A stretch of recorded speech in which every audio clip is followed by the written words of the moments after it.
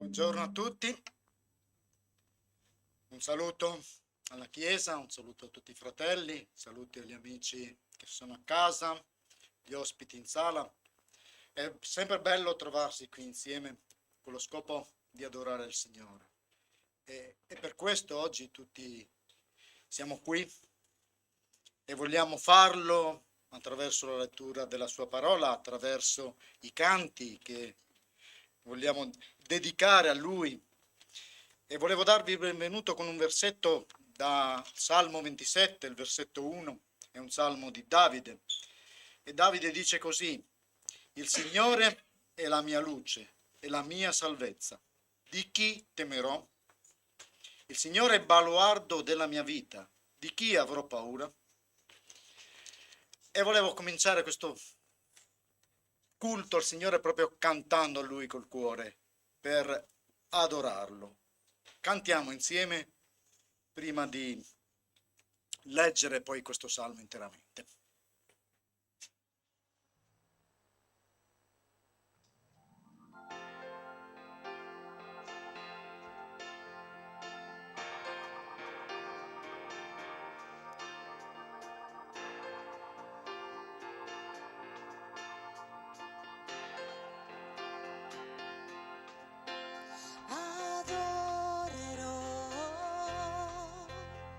Con tutto il mio cuore, loderò te con la forza che ho. Ogni giorno cercherò te, le tue vie io seguirò. Tutta la lode, tutta l'adorazione, solo te voglio adorare, solo tu sei degno di lode.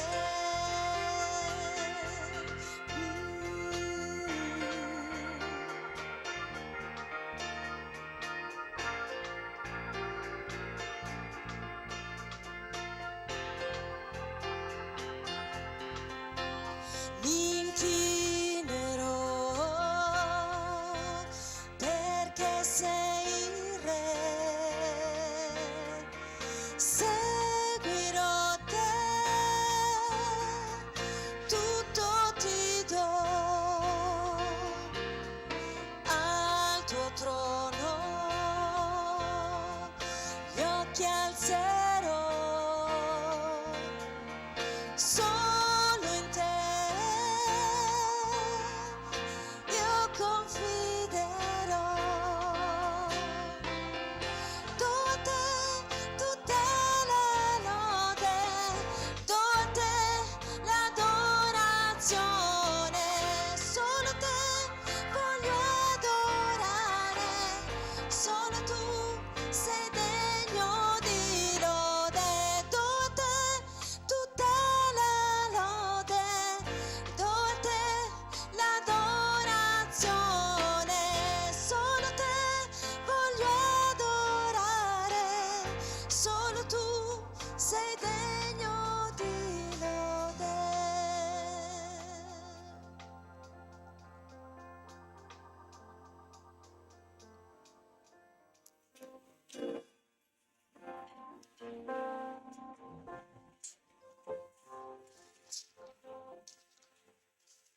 Abbiamo detto al Signore che diamo a Lui tutta la lode, che solo Lui vogliamo adorare. Davide, in questo versetto che abbiamo letto, del Salmo 27, afferma che Dio è la sua luce e la sua salvezza, il baluardo della sua vita. Queste parole ci fanno vedere che Davide aveva una relazione personale intima col Signore. E quando parliamo di luce, di salvezza, non possiamo che non pensare a Cristo, la luce del mondo, il Salvatore del mondo. Proprio lui afferma questo nel Vangelo di Giovanni, dove dice: al capitolo 8, al versetto 12, io sono la luce del mondo, chi mi segue non camminerà nelle tenebre, ma avrà la luce della vita. Il Signore Gesù ci invita perciò a seguirlo e se non l'hai ancora fatto, lascia che Lui illumini il tuo cuore e ti indichi la via della salvezza. Vogliamo continuare ad adorare il Signore per un'adorazione gradita a Lui. Non può esserci adorazione se non c'è una relazione con Lui. Senza una relazione con il nostro Signore, come quella che va a Davide, non possiamo dargli l'adorazione che a Lui gli spetta. Vogliamo cantare ancora insieme per adorare e innalzare il suo nome. Cantiamo.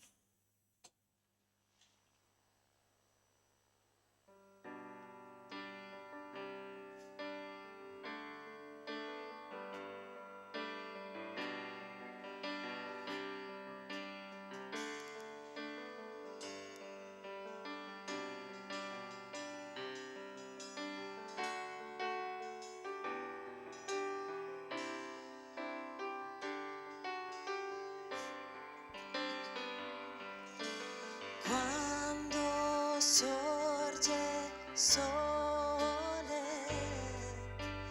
offro a te la lode che sale in cielo per raggiungerti e lodare il nome tuo,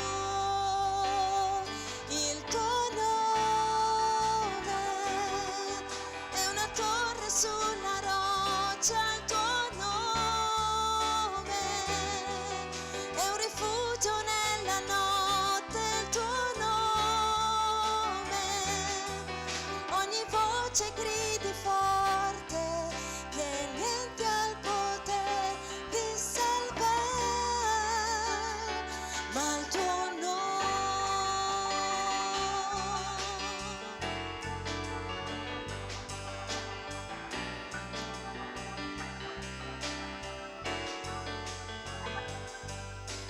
Gesù, noi veniamo a te, riempi i nostri cuori, aiutaci a vivere per te e lodare il nome tuo, il tuo nome è una torre sulla roccia, il tuo nome è un rifugio nella notte, il tuo nome ogni voce gridi forte che niente ha il potere di salvare, ma il tuo nome è una torre sulla roccia, il tuo nome è un rifugio nella notte, il tuo nome ogni voce gridi forte che niente ha il potere di salvare, ma il tuo nome,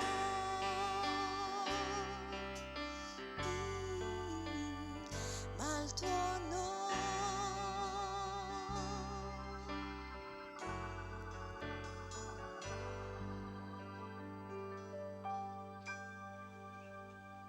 Signore, grazie, grazie con tutto il cuore perché in te troviamo rifugio, in te troviamo salvezza, in te troviamo perdono, Signore. Questa mattina ti innalziamo, ti adoriamo perché ne sei degno. Grazie per il tuo amore infinito, grazie per il tuo amore incondizionato. Grazie perché hai pagato al posto nostro. Grazie con tutto il cuore perché ci hai trasformati e ora ti apparteniamo e vogliamo darti la lode e l'onore che ti spetta questa mattina. Ricevi la nostra lode, ricevi i nostri canti, Signore, che sono dedicati a te, Signore. Vogliamo benedirti e vogliamo ringraziarti ancora nel nome di Gesù. Amen. Leggiamo insieme il Salmo 27. Il Signore è la mia luce e la mia salvezza. Di chi temerò? Il Signore è il baluardo della mia vita. Di chi avrò paura? Quando i malvagi che mi sono avversari e nemici mi hanno assalito per divorarmi, essi stessi hanno vacillato e sono caduti. Una cosa ho chiesto al Signore e quella ricerco: abitare nella casa del Signore tutti i giorni della mia vita, per contemplare la bellezza del Signore e meditare nel suo tempio, poiché Egli mi nasconderà nella sua tenda, in giorno di sventura, mi custodirà nel luogo più segreto della sua dimora, mi porterà in alto sopra una roccia. E ora la mia testa si innalza sui miei nemici che mi circondano. Offrirò nella sua dimora sacrifici con gioia, canterò e salmeggerò al Signore. O Signore, ascolta la mia voce quando ti invoco. Abbi pietà di me e rispondimi. Il mio cuore mi dice da parte tua: cercate il mio volto. Io cerco il tuo volto, o Signore. Non nascondermi il tuo volto, non respingere con ira il tuo servo. Tu sei stato il mio aiuto. Non lasciarmi, non abbandonarmi, o Dio della mia salvezza. Qualora mio padre e mia madre mi abbandonino, il Signore mi accoglierà. O Signore, insegnami la tua via, guidami per un sentiero diritto a causa dei miei nemici. Non darmi in balia dei miei nemici, perché sono sorti contro di me falsi testimoni, gente che respira violenza. Ah, se non avessi avuto fede nel vedere la bontà del Signore sulla terra dei viventi.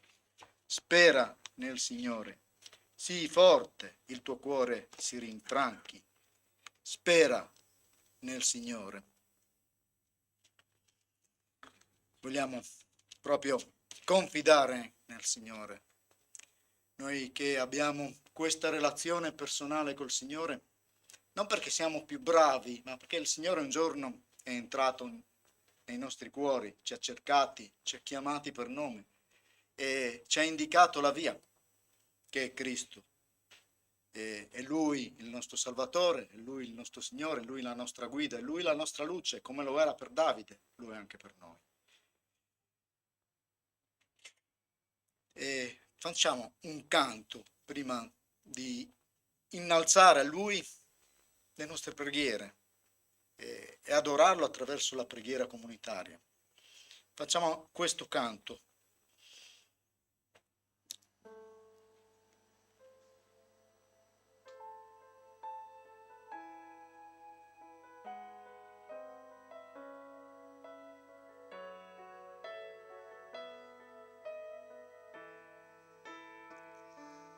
Tu sei santo, santo, nessuno è come te.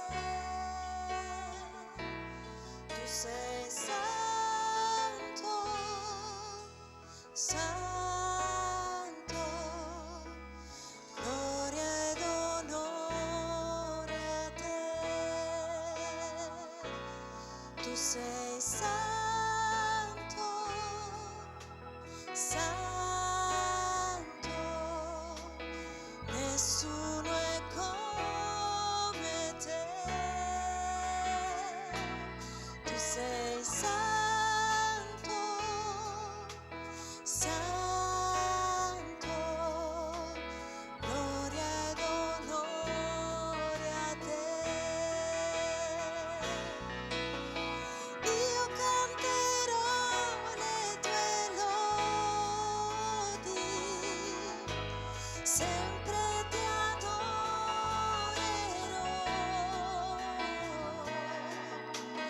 Davanti al trono io mi prostrerò, perché appartengo a te.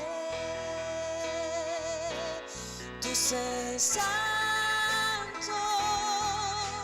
santo, nessuno è come te. Tu sei santo, santo,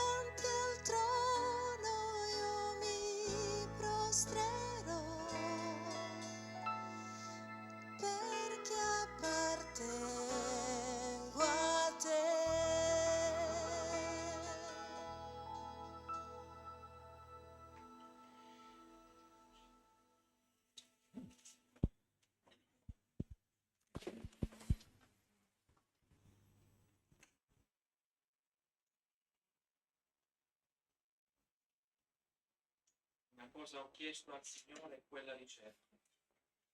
Abitare. Abitare nella casa del Signore tutti i giorni della mia vita.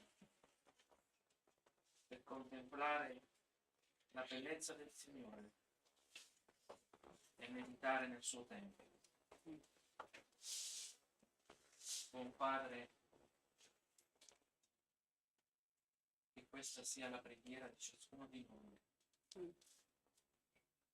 sia la motivazione di ciascuno di noi a abitare nella tua casa, perché in questa casa si percepisce l'affetto, si vive una relazione, ci si ascolta, si condivide. Questo è il Dio in cui noi abbiamo creduto. Una persona che ci permette di avere relazione. Stamattina ti adoriamo. Guardiamo la tua santità in virtù del sangue di Cristo. Così i nostri peccati sono stati perdonati proprio da Lui. Questa mattina abbiamo questo privilegio di trovarci davanti a te e contemplare la tua grandezza, la tua potenza, la tua bellezza. E ti adoriamo, nel nome di Gesù. Amen. Venite, adoriamo e ginocchiamoci davanti all'Eterno che ci ha fatto. Salmo 95,6. Ogni cristiano sa di avere innumerevoli motivi per ringraziare il Signore e ogni giorno ne scopre degli altri. D'altronde, come suoi figli, siamo stati benedetti di ogni benedizione spirituale in Cristo. Efesini 1:3. Come il perdono, la partecipazione alla natura divina, l'essere parte dell'assemblea dei santi, la futura glorificazione. Ma qui Davide ci ricorda che c'è un motivo ancora più semplice per lodare il Signore, e cioè il fatto stesso che ci abbia creati. Non era tenuto a farlo, ma per grazia lo ha fatto e lo ha fatto in maniera meravigliosa. Come può constatare chiunque, scienziato o uomo della strada, osservando la perfezione di un occhio, la complessità di un cervello, l'amore di una mamma? L'Eterno ci ha creati e ci ha fatti a sua immagine e somiglianza. Genesi 1:26-27. Questo è uno dei tanti motivi per inginocchiarci davanti al Creatore, un segno di riconoscenza e sottomissione alla sua volontà. Grazie Padre Celeste per averci onorato di diventare figli tuoi. Grazie Signore Gesù che con il tuo grande e enorme sacrificio ci hai liberato dalla schiavitù del peccato. Grazie Signore, veramente della tua bontà infinita, della tua potenza, della tua meravigliosa, grande misericordia. Grazie per tutti i nostri fratelli, grazie per le prove, grazie perché ci hai fatto camminare nel deserto. Grazie per ogni cosa, Signore. Grazie. Nel nome potente di Gesù io ti prego. Amen e amen. Signore, ci prostriamo davanti alla tua maestà. Grazie, Padre, perché ognuno di noi è prezioso ai tuoi occhi. Grazie perché siamo qui, Signore, per adorarti, per glorificarti, perché tu ne sei degno. Grazie per la vita che tu ci dai ogni giorno, per la grazia che ci fai di aprire i nostri occhi la mattina e ci dai la serenità la sera prima di coricarci. Signore, grazie del tuo amore infinito. A te va tutta la nostra lode e ringraziamento per Cristo Gesù. Amen. Amen. Sia benedetto il tuo nome, Signore. Sia lode il tuo nome, Signore, quando sorge il sole. Sia lode al tuo nome, quando il sole scalda la terra. Sia benedetto il tuo nome, Signore, anche quando piove. Sia benedetto il tuo nome, Signore. Quando poi la giornata declina, arriva la notte e noi pensiamo alla tua fedeltà, alla tua benignità al mattino, alla tua fedeltà alla sera, Signore. Signore, sia benedetto il tuo nome quando apriamo il libro della tua parola e troviamo le preghiere, di sottoporre i salmi e troviamo l'insegnamento. Sia benedetto il tuo nome, Signore, quando ci riuniamo insieme e possiamo condividere queste cose. sia benedetto il tuo nome, Signore, quando incontriamo delle persone alle quali possiamo testimoniare la tua gloria. Sia benedetto il tuo nome, Signore, in ogni momento del suo. Amen. Amen.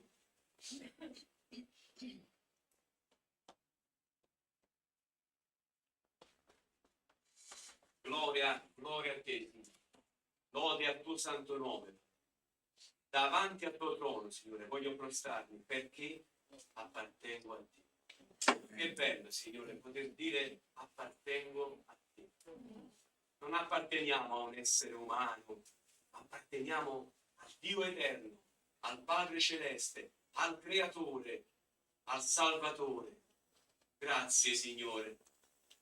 Grazie perché possiamo condividere tutto quello che leggiamo dalle scritture, che è il tuo insegnamento, la tua parola, Signore. Grazie perché questo è un assaggio del paradiso stando insieme. Voglio anche ringraziarti per la serata di ieri sera, Signore. Anche quello, Signore, è un assaggio del paradiso, perché tutti i fratelli sono riuniti, Signore. Sono riuniti perché condividiamo quella fede, la fede in Gesù Cristo, il nostro Signore. Che ogni cosa sia fatta nel tuo santo nome, Signore. Padre Celeste, voglio anche ringraziarti per questa bella giornata di sole che abbiamo fuori, per questo cielo azzurro, Signore. Grazie per tutto quello che hai creato, per la natura. Grazie, Signore, perché anche oggi abbiamo avuto l'opportunità di essere presenti in questa sala. E grazie per chi ci segue anche da casa. Benedici la sua vita, Signore. Compungi il cuore di coloro che ci ascoltano in silenzio e ci vedono in silenzio, ma che ancora non hanno fatto il passo importante di venire da te. Possa tu benedire tutto quello che faremo oggi, Signore, i canti, la parola, la cena del Signore e tutto quello che faremo nel tuo santo nome, nel nome potente di Gesù nostro Re. Amen. Amen. Amen. Sì, Padre, grazie.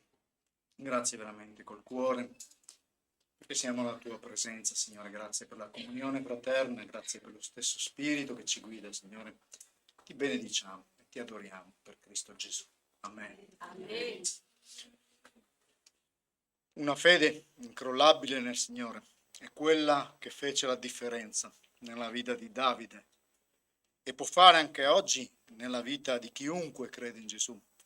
Quella certezza che Davide aveva è sempre disponibile per coloro che si affidano a Dio. E Davide dice al versetto 3: se un esercito si accampasse contro di me, il mio cuore non avrebbe paura. Se infuriasse la battaglia contro di me, anche allora sarei fiducioso.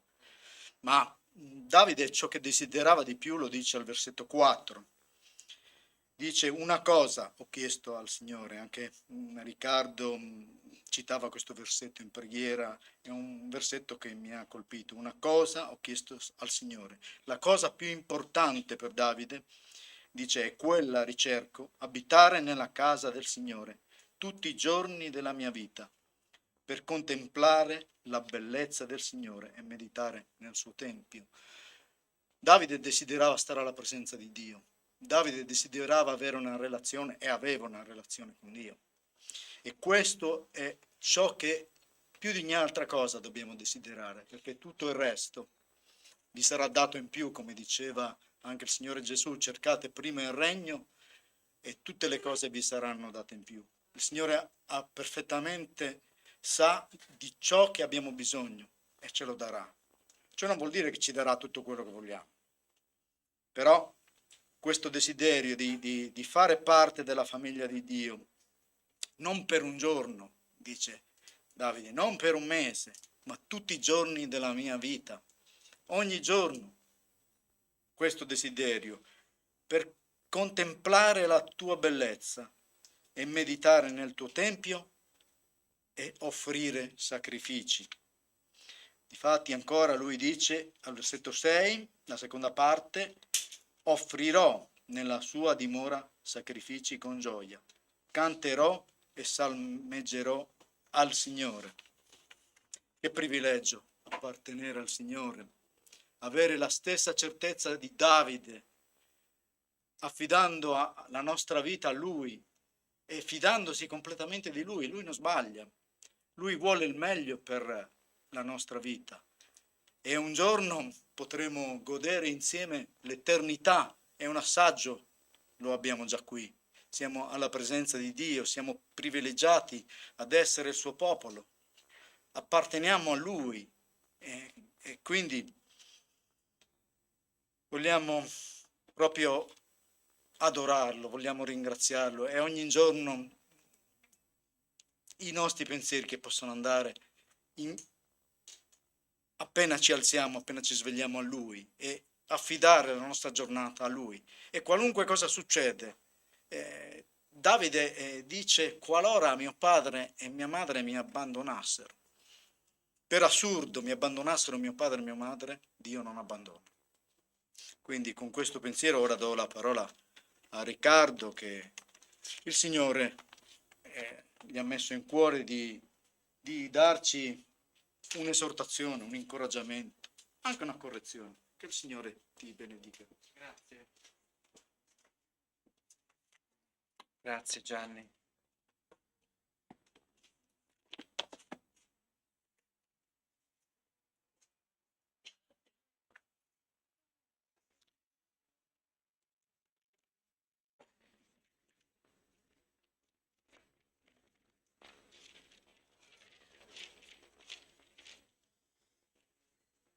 Vorrei farvi vedere un'immagine, partiamo da questa, così avete un motivo in più per fare un bel viaggio in Costa Azzurra.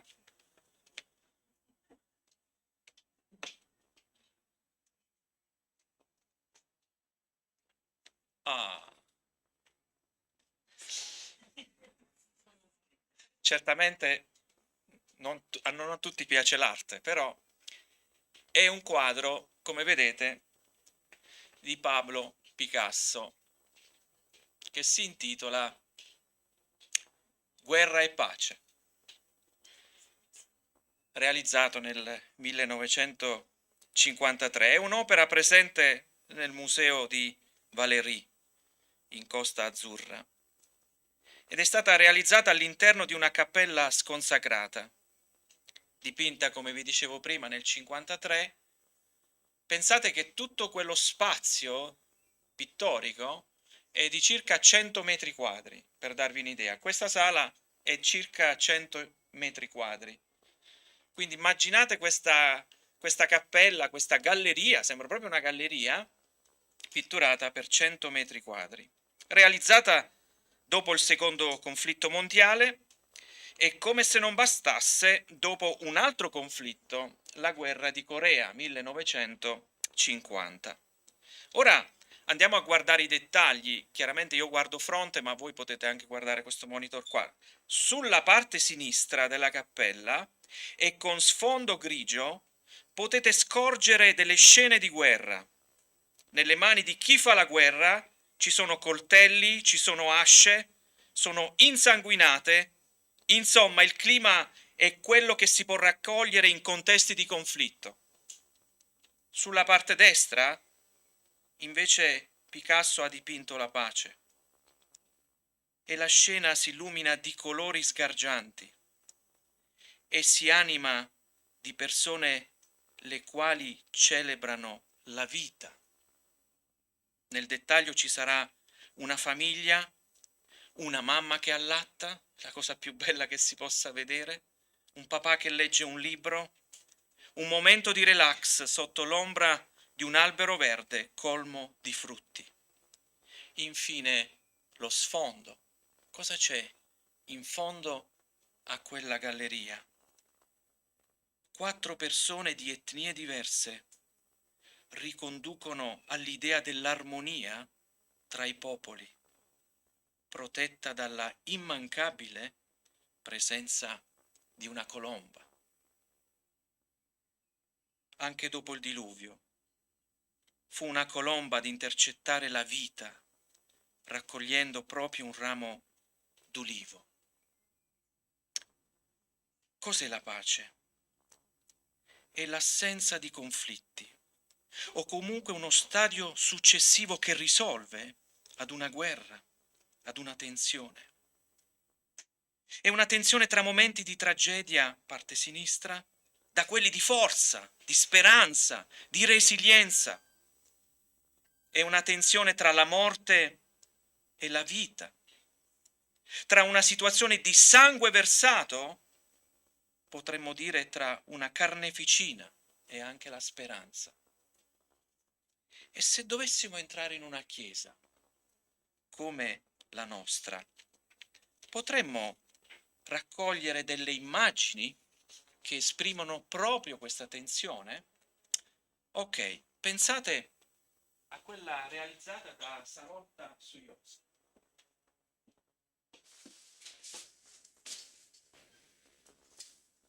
Un'opera che evidenzia la drammaticità della vita. È una relazione rotta tra l'uomo e Dio.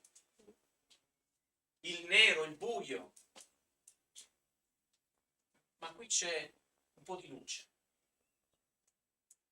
La possibilità di trovare un riferimento. La relazione ricostruita tra Dio e l'uomo attraverso la croce. Questa possibilità di camminare su questa strada, su questo percorso. Io sono la via, la verità e la vita. Amen. E poter andare a Dio e trovare la shalom, la pace.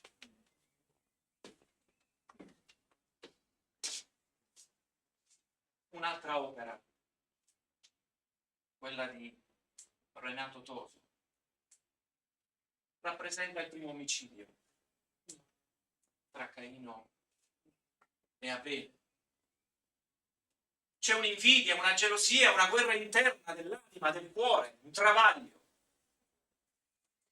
E Caino risolve uccidendo suo fratello, nonostante Dio ha parlato al suo cuore. Ma che stai facendo?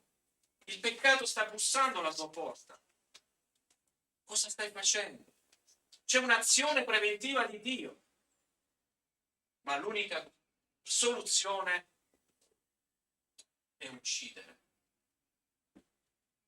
Ed infine farvi vedere una donna che piange. Questa terra malata. I tentativi di arrivare a Dio. Ma poi c'è qualcosa che risolve ancora una volta. Il cielo va verso la terra. C'è una rivelazione, c'è un qualcosa che cambia questa malinconia, questo pianto. E Dio che scende, che si rivela nel Figlio. E così questa terra non è più malata, malinconica, sofferente, può realizzare la pace. Si parla di una scala nella Bibbia. Chi fece quel sogno? Genesi, capitolo 28.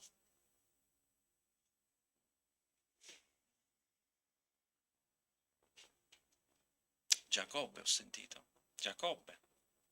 Genesi 28 fece un sogno, Giacobbe, una scala poggiava sulla terra mentre la sua cima toccava il cielo e gli angeli di Dio salivano e scendevano per la scala. C'è rivelazione. È Dio che viene a noi. L'opera pittorica ci dice che è Dio a provvedere nel ricostruire questa relazione, inviando il Figlio, perché come dirà l'Apostolo Giovanni nell'omonimo Vangelo, a quelli che lo hanno ricevuto, egli ha dato il diritto di diventare figli suoi, a quelli, cioè, Giovanni specifica, che credono nel suo nome. Pertanto questa mattina ancora una volta sarà l'occasione sfidare ciascuno di noi a credere ancora, potendo avere speranza. Stamattina parleremo della speranza. In chi possiamo nutrire questa speranza? La guerra non è finita, l'uomo è ancora in una condizione di conflitto con Dio, bisogna avere il coraggio di guardarsi alla sinistra di quella galleria, adesso ritornate mentalmente lì, e ritrovarsi. Bisogna essere onesti con se stessi.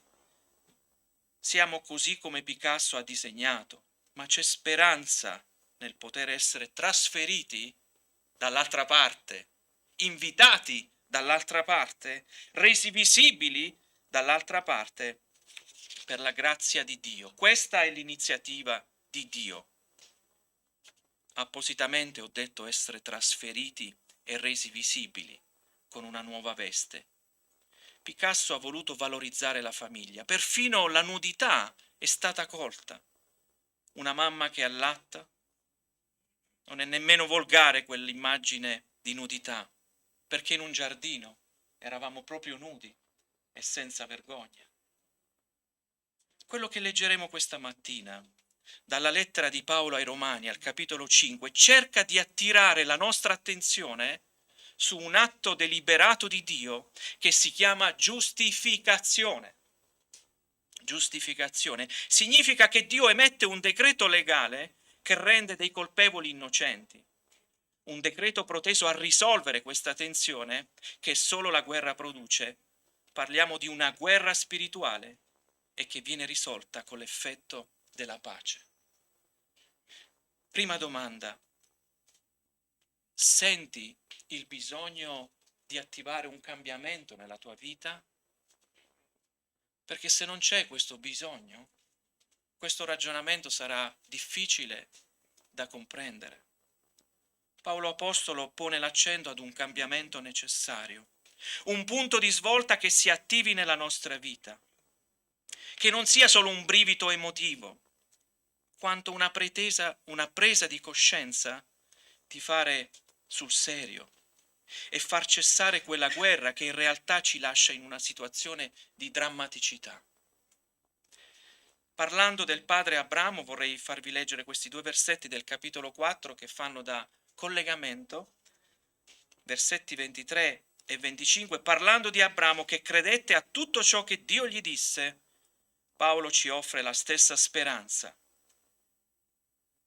Or non per lui soltanto sta scritto che questo gli fu messo in conto come giustizia, ma anche per noi, ai quali sarà pure messo in conto, per noi che crediamo in colui che ha risuscitato dai morti Gesù nostro Signore, il quale è stato dato a causa delle nostre offese ed è stato risuscitato per la nostra giustificazione. Gesù è stato dato per le nostre offese, primo atto di Dio visibile in queste opere di Sarolta. Gesù è stato risuscitato dai morti, secondo atto di Dio per la nostra giustificazione. Leggiamo Romani, capitolo 5, versetti da 1 a 11.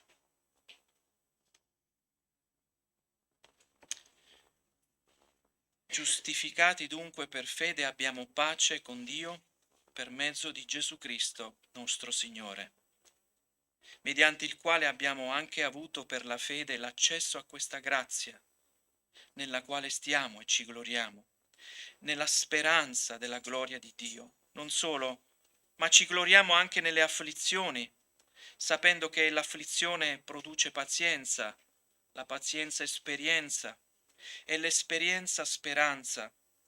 Or la speranza non delude, perché l'amore di Dio è stato sparso nei nostri cuori mediante lo Spirito Santo che ci è stato dato. Infatti, mentre noi eravamo ancora senza forza, Cristo a suo tempo è morto per gli empi.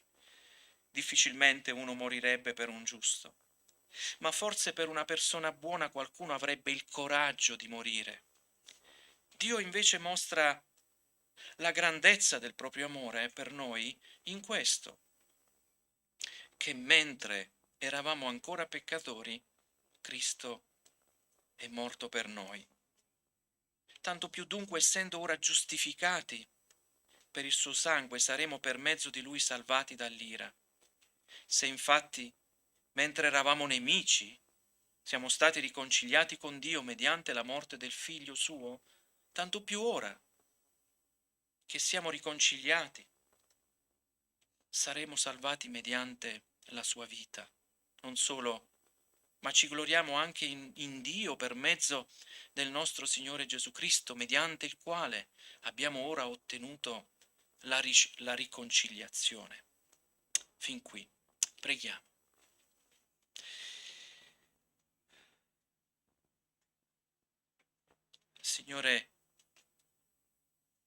Signore Dio, Yahweh,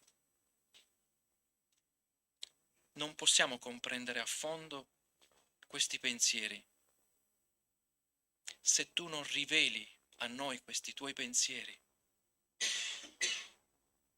attraverso la potenza e l'opera dello Spirito Santo che questa mattina invochiamo per comprendere la tua parola, per comprendere la raffinatezza di questo messaggio, per non perdere nessuna parola che possa essere efficace, persuasiva, riformante per le nostre vite. Ci sottomettiamo al tuo ascolto questa mattina, affinché tu possa parlarci,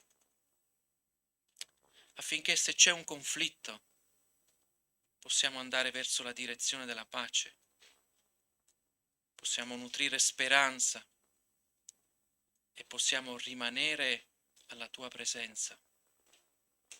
Accompagnaci, Signore, in questa riflessione, in questa lettera straordinaria che Paolo ha scritto a Roma.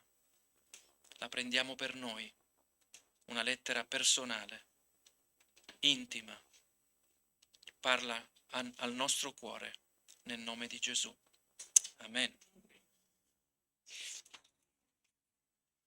Se dovessimo scegliere 3 parole che potessero descrivere questo testo, potrebbero essere le seguenti. Perciò il messaggio è basato su 3 parole. Pace, accesso, speranza.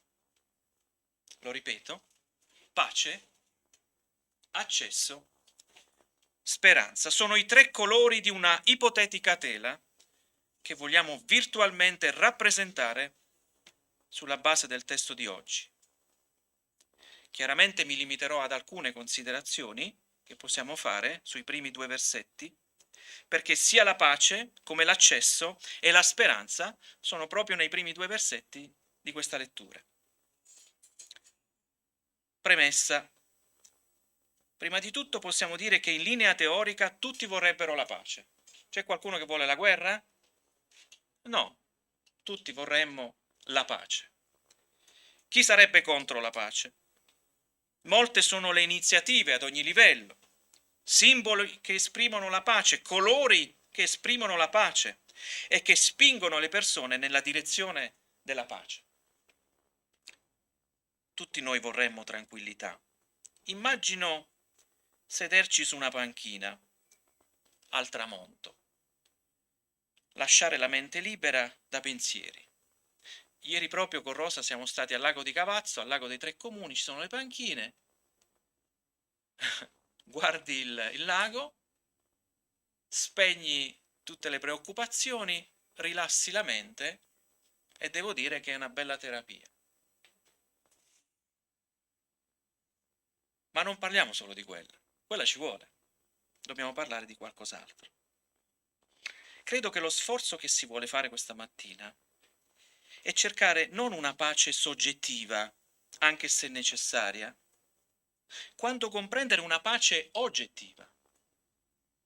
Significa prendere coscienza che Dio sia adirato con noi, il nero che vediamo in quel quadro lì, piuttosto il sangue di una scelta scellerata di Caino, come anche la lacrima di questa donna che rappresenta la terra, siano conseguenza di una mancanza di pace che scaturisce da una guerra. Rileggiamo il versetto 1. Giustificati dunque per fede, abbiamo pace con Dio per mezzo di Gesù Cristo, nostro Signore. La giustificazione è un atto legale. Ecco cosa aggiungiamo oggi. È un atto legale, giuridico, con il quale un colpevole viene dichiarato innocente. La giustificazione non è una forma di amnistia, un passarci sopra degli errori commessi, ma un atto di Dio che si realizza e si concretizza una volta per sempre in un'azione. Chiedere al Figlio di morire alla croce in modo tale che si compisse un atto di giustizia. Sostituendosi alla giusta condanna che spettava a noi, al posto nostro il debito viene pagato e il colpevole, che siamo noi, assolto o giustificato. Galati 2, versetto 16. Sappiamo, dirà sempre l'Apostolo Paolo, sappiamo che l'uomo non è giustificato per le opere della legge, ma soltanto per mezzo della fede in Cristo Gesù. E abbiamo anche noi creduto in Cristo Gesù per essere giustificati dalla fede in Cristo e non dalle opere della legge. Perché dalle opere della legge nessuno sarà giustificato. La giustificazione non ci dà la percezione di un Dio che passa sopra il nostro peccato, ma lo risolve in se stesso, all'interno della stessa Trinità. Colui che dichiarò facciamo l'uomo a nostra immagine e somiglianza, è lo stesso, lo immagino così, che dirà adesso dobbiamo risolvere un altro problema. Dobbiamo riporre l'uomo e la donna in armonia con noi. A chi stava parlando Paolo? Mi sono chiesto. A chi stava scrivendo Paolo? Quale città in modo particolare era interessata? Beh, era la Roma imperiale. La Roma governata dal Cesare di turno, cioè significa dall'imperatore di quel momento. La Roma che assicurava la Pax Romana, iniziata sotto il primo imperatore Augusto. La Pax Romana fu un periodo di circa 300 anni di relativa pace e prosperità, di cui tutti godettero nell'impero, tranne i cristiani. I cristiani erano considerati dei sovvertitori, dei rivoluzionari e minavano questo finto equilibrio. Paolo era agli arresti, precedentemente picchiato e umiliato a Gerusalemme, proprio perché predicava quella pace che solo Cristo può dare. Potrei dirti questa mattina, quale pace stai cercando? Ci vuole quella della panchina, sono il primo a ricercarla, ma ci vuole anche altro. Ci vuole una pace oggettiva, una pace che dipende da una condizione, da una relazione con Dio.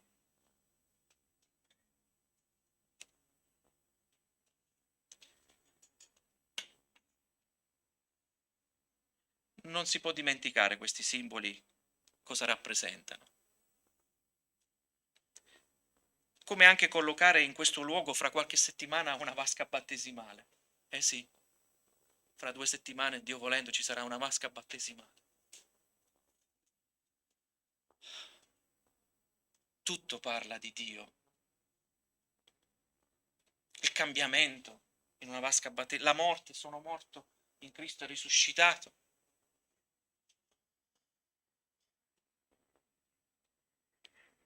La pace è la conseguenza di una relazione con Dio, che incoraggia i credenti a resistere in contesti nei quali si propina una pace apparente. Ma è anche una speranza per un mondo che vive la sua pax romana, di apparente pax, per trovare quella vera, caratterizzata da un fatto oggettivo, Cristo, Cristo è dato all'umanità per conto di Dio e per gli scopi di Dio, attirando su di sé come se fosse un parafulmine, consentitemi sto termine improprio, ma per darvi l'idea, la collera di Dio, pur essendo innocente. Ecco da chi e con quali mezzi la pace viene a noi.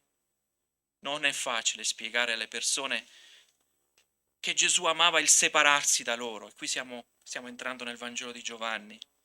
Non era necessario, anzi, spiegare a questi discepoli cosa Gesù avrebbe dovuto fare qualche giorno dopo, affinché si potesse realizzare quella pace non solo per loro, ma anche per noi. Giovanni 14:27. Vi lascio pace, dirà ai suoi discepoli. Vi do la mia pace. Io non vi do come il mondo dà. Potremmo dire, io non sono la Pax Romana, possiamo dire così. Io non vi do come gli altri sono abituati a dare. Io do in modo diverso. Il vostro cuore non sia turbato e non si sgomenti. La pace di Cristo è data, Cristo la lascia disponibile, ma solo se avrebbe portato a termine la sua missione, quella di morire al posto nostro. Noi vediamo gli eventi già realizzati, pensate, per noi è compiuto, realizzato, ma loro quello non lo vedevano ancora, era ancora personalmente con loro. Come puoi tu allontanarti dalla nostra, ma da chi ce ne andremo? Vi ricordate quelle parole? Quindi c'è un'ansia, c'è una paura, cosa faremo senza di te? Il vostro cuore non sia turbato e non si sgomenti. Eh sì. Gesù calma le loro angosce che impedivano in quel momento di avere pace, perché quella pace sarebbe stata conseguenza di quell'atto giuridico di Dio che si doveva consumare alla croce. Abbiamo parlato di pace. Chi la realizza? Possiamo aggiungere un altro colore alla nostra tela, un altro colore che dia qualcos'altro all'opera che vogliamo realizzare. Bene, allora leggiamo il versetto 2, perché troveremo gli ulteriori due colori.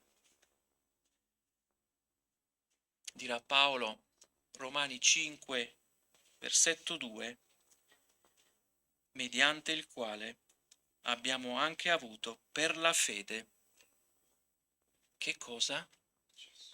L'accesso. L'accesso a questa grazia nella quale stiamo fermi e ci gloriamo, dirà Paolo, nella speranza della gloria di Dio. Abbiamo anche avuto benedizioni su benedizioni. C'è la pace, ma c'è anche l'accesso. C'è l'accesso. La pace integra l'accesso. La parola accesso non solo significa accedere, entrare, ma è un termine giuridico che significa avere udienza. No, è tutta un'altra storia, avere udienza. Accesso diretto con Dio stesso. Pensate che sia facile avere una udienza con un'autorità? Bisogna fare la richiesta, parlando in termini militari, dato che abbiamo dei militari, poi spiegare i motivi. Per i militari non solo spiegano i motivi personali, ma spiegano anche motivi di servizio. E quindi la richiesta diventa molto più complessa quando i motivi sono di servizio. Poi c'è bisogno della risposta dell'autorità ed infine il conferimento è attivato. Giorni di attesa. Hai mai pensato che Gesù abbia anche realizzato alla croce benefici di questa portata? Per tutti coloro che credono? Dare accesso, dare udienza, puoi ascoltare Dio e poi parlare con Dio. Cosa abbiamo letto nel Salmo questa mattina? Desidero stare nella tua casa. Davide lo sapeva, aveva questa visione cristologica. Posso stare lì. Pensate in una cultura cattolico-romana come quella nostra, nella quale viviamo, dove è sempre presente un ruolo sacerdotale che viene delegato. Facciamo questo esempio. a fare da tramite. Infatti attraverso i sacramenti noi deleghiamo l'autorità a prendersi cura della nostra anima. Paolo rivoluziona il diritto di accesso facendolo diventare personale, individuale, libero, perché il mediatore, l'unico che ci autorizza, è Cristo stesso. Pensate, possiamo andare in udienza da Dio perché Gesù lo legittima. Vi sembra poco? Non devi delegare nessuno. Non devi far raccomandare e non ti devi far raccomandare da nessuno. Puoi accedere, ti è concesso il diritto legale di andare da Dio e stare davanti a Lui. La pace prima, poi l'accesso,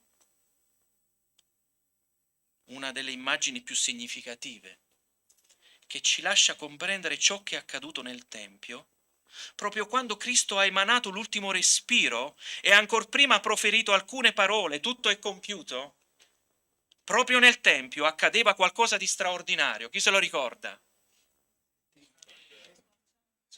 Si è squarciato dall'alto verso il basso, diranno gli autori, la cortina. Marco 15, andiamolo a leggere. Marco 15, 37, 39.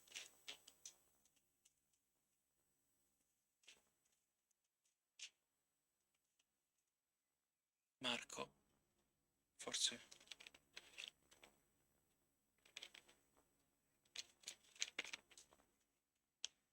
Ok? Lo leggo io. Quel passo che dice: Gesù emesso un gran grido, rese lo spirito. Sicuramente lo ricorderete questo passaggio. E la cortina del Tempio si squarciò in due, da cima a fondo. E il centurione era lì, presente di fronte a Gesù. Avendolo visto spirare in quel modo, disse: veramente quest'uomo era il figlio di Dio. Pensate. L'accesso al luogo santissimo era consentito al sacerdote solo una volta all'anno, potendo accedere e pregare per i suoi peccati e per quelli del popolo. Quel giorno la cortina si squarciò dalla parte superiore, quindi dalla parte in alto, verso quella del basso. Non era più necessario che qualcuno venisse delegato da Dio a quel tempio. Paolo Apostolo rivoluziona il concetto dell'accesso e non solo gli conferisce un significato giuridico di gran valore a chi entra alla presenza di Dio, ma lo rende anche fruibile a tutti coloro che credono. Quella cortina era necessaria, separava la santità di Dio dal nostro peccato, l'abbiamo cantato e letto questa mattina. Quando la cortina si stracciò in un verso ben preciso, dall'alto verso il basso, significa che Dio viene a noi. Dio irrompe con vigore verso l'umanità per fornire una soluzione. Il verso dà una direzione, ancora una volta, è sempre il cielo che va verso la terra. È sempre Dio che rivela qualcosa a noi.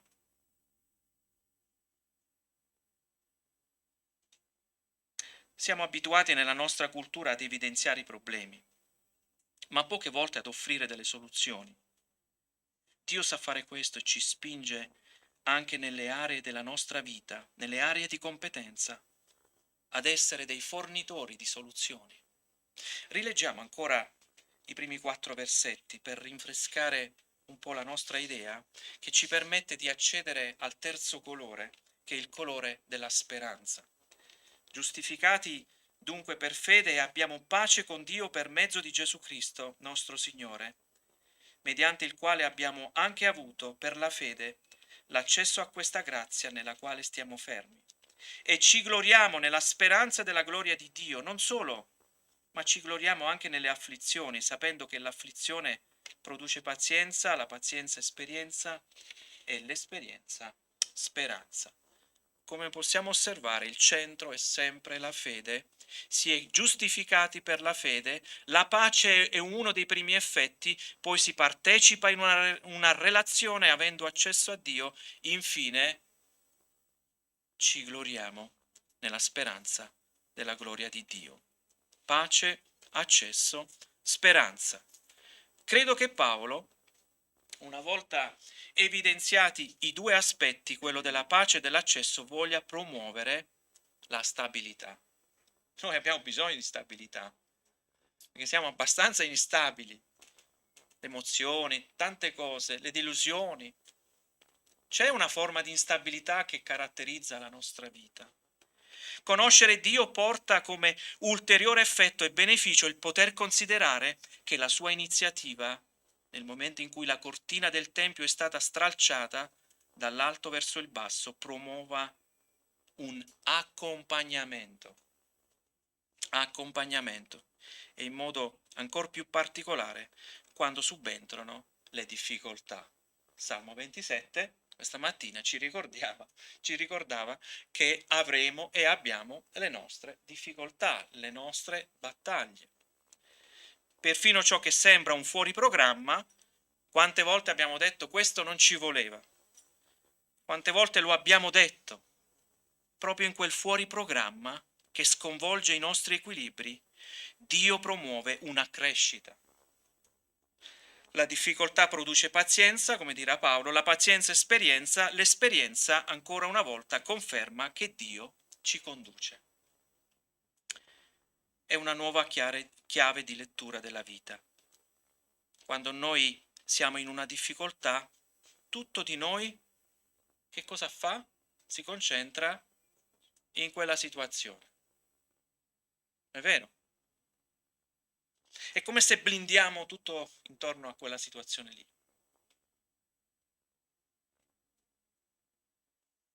Spesso ci blocca, ci spaventa.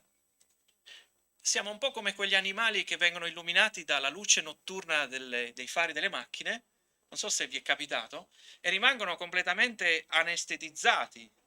E vi posso garantire che sono animali di grande portata, sono anche danni, perché li prendiamo in pieno. Non siamo stati creati a immagine e somiglianza di Dio? Bene, pensare ad una speranza significa guardare oltre quella difficoltà, alzare lo sguardo e cercare quella luce che brilla da lontano, che ci dice qualcosa non solo per il nostro presente, ma anche per il futuro, come quel quadro che abbiamo visto prima. La sofferenza potrebbe essere un'occasione per attaccare la nostra fede. Ci fa incontrare i dubbi sulla bontà e le promesse di Dio. Dove sei, Dio? La sofferenza può produrre disperazione e persino rassegnazione, può portare ad una sconfitta spirituale. Ci blocchiamo e lì rimaniamo.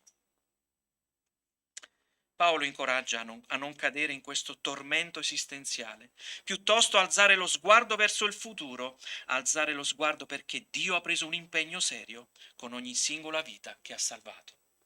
Quindi ci lasceremo oggi con questa speranza. Dio ci accompagnerà, ti accompagnerà. Giacomo 1. Fratelli miei, considerate una grande gioia quando venite a trovarvi in prove svariate, sapendo che la prova della vostra vita produce costanza. La speranza è come un muscolo. Allora, ai tempi che furono, anche se il fisico non lo dice, andavo in palestra. E allora l'istruttore diceva: guarda, se vuoi far sviluppare questo muscolo qua, devi fare questo esercizio. Devi anche pensare con la mente di isolare tutti gli altri muscoli per far funzionare uno solo e farlo crescere. Ecco, la speranza è come un muscolo. Se non viene utilizzata, come potrà crescere? E Dio è anche un personal trainer. Non è forse scritto: quelli che sperano nell'Eterno acquistano nuove forze e si alzano in volo come aquile e non si stancano mai? Alcune cose che speriamo nella vita non accadano e quando siamo in quella circostanza inizia la delusione. La delusione produce scoraggiamento, a volte la disperazione. Credo che Paolo ci stia dicendo che possiamo sperimentare un nuovo modo di affrontare le difficoltà. Perciò incomincio a chiudere il cerchio. La pace è stata data nella giustificazione. L'accesso a Dio ci è consentito nell'essere giustificati. La speranza è il muscolo che dovremmo sviluppare per vivere ogni giorno nella responsabilità di questa relazione con Dio, perché ha tanto amato e ha dato. Giovanni 3,16. Come descrive Paolo la generosità di Dio nei nostri riguardi? Con una frase che sorprende la nostra umanità. Pertanto, per chi ci ascolta anche da lontano, che non conosciamo, che magari si sono collegati proprio adesso, possiamo dirvi queste parole, che sono scritte sempre nel capitolo 5 dal versetto 6. Infatti, mentre noi eravamo ancora senza forza, Cristo a suo tempo è morto per gli empi. Difficilmente uno morirebbe per un giusto, ma forse per una persona buona qualcuno avrebbe il coraggio di morire. Dio invece mostra la grandezza del proprio amore per noi in questo, che mentre eravamo ancora peccatori, Cristo è morto per noi. Non devi fare nulla se non credere in un'opera già compiuta alla croce tanti secoli fa, con lo scopo di promuovere una nuova alleanza tra Dio e chi avrebbe creduto nel Figlio.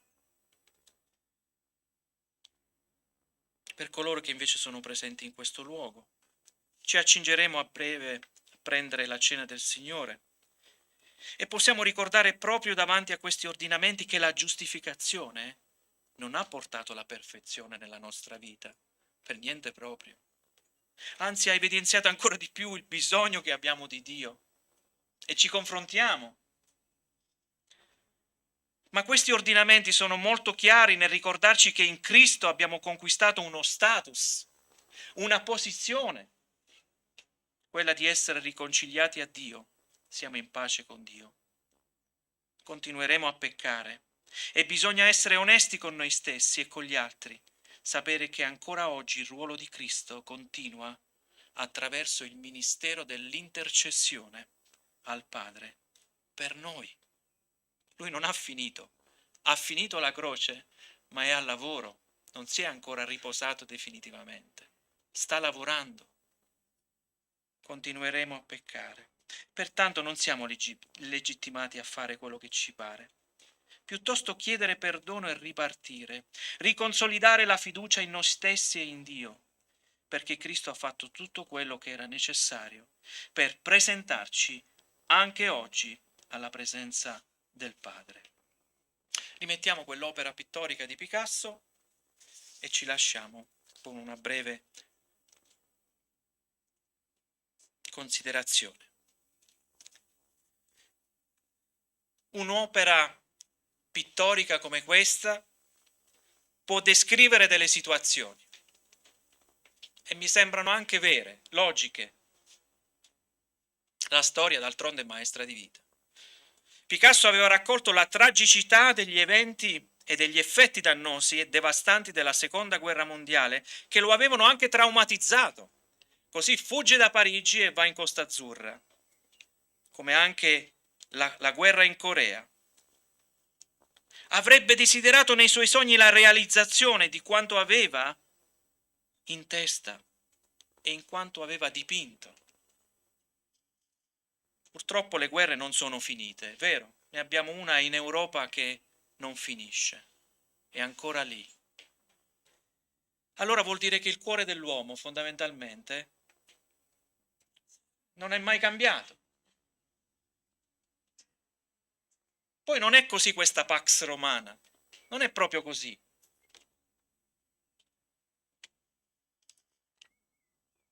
Altre opere invece lasciano vedere la drammaticità delle situazioni umane. È vero, c'è il nero lì e non ci piace. È vero che il nero stringe, ma quel nero lì ci dà fastidio perché ci ricorda qualcosa. Ma anche questa lacrima non è bella, è malinconica, è triste. Però in queste opere c'è qualcosa che risolve. C'è una rivelazione, è Dio che parla, che rivela, manda il figlio e si vede. E così non è un'opera solo che descrive una condizione, ma sono opere che risolvono, come quella del quadro lì. C'è possibilità di risolvere. E sapete perché? Perché Dio è venuto a noi. È venuto a noi attraverso il figlio. E questa è la tua scelta. Questa è la nostra scelta. Di credere al figlio, perché chi crede in lui, che cosa succede? Ha vita eterna. Dio vi benedica.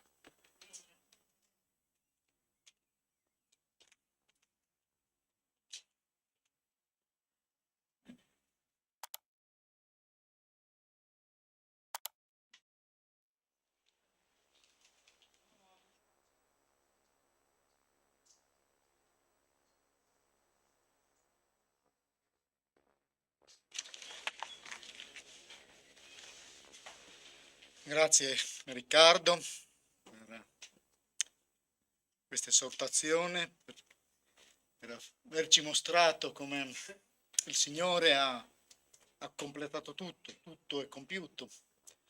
Sta adesso a noi che l'abbiamo accettato, abbiamo attraversato quel ponte, altri stanno ancora pensando di farlo.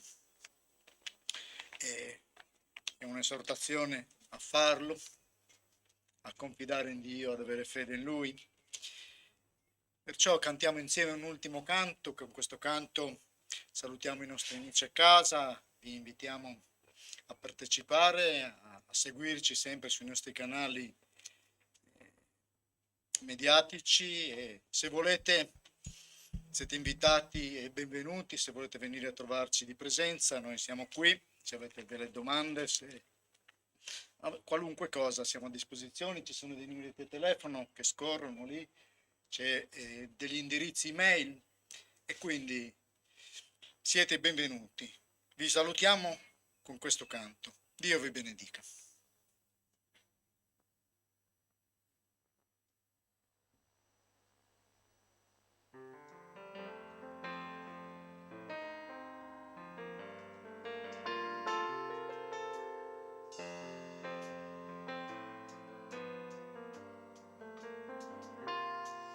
La ragione della vita è amare te, adorarti e servirti e lodarti, oh Dio. Una cosa ho chiesto a te, Signore, e quella cercherò, che io dimori nella casa tua per sempre. Certo beni e benignità e benignità, poi davanti a me la mensa tu preparerai,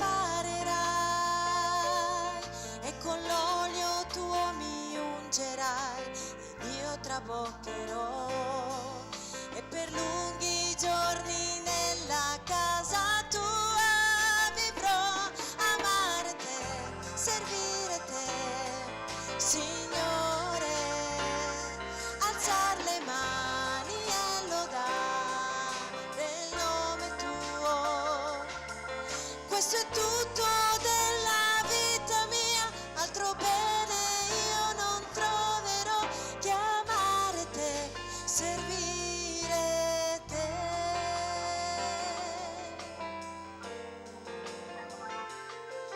La ragione della vita è amare te, adorarti e servirti e lodarti, oh Dio. Una cosa ho chiesto a te, Signore, e quella cercherò, che io dimori nella casa tua per sempre. Certo beni mi darai e benignità, poi davanti a me la la mensa tu preparerai e con l'olio tu mi ungerai ed io traboccherò e per lunghi giorni nella casa tua vivrò, amare te, servire te, Signore, alzar le mani e lodare il nome tuo. Questo è tutto della vita mia, altro bene io non troverò che amare te, servire te, amare te, servire te, Signore, alzar le mani e lodare il nome tuo. Questo è il tutto della vita mia, altro bene io non troverò che amare te, servire te. Questo è il tutto della vita mia, altro bene io non troverò che amare te, servire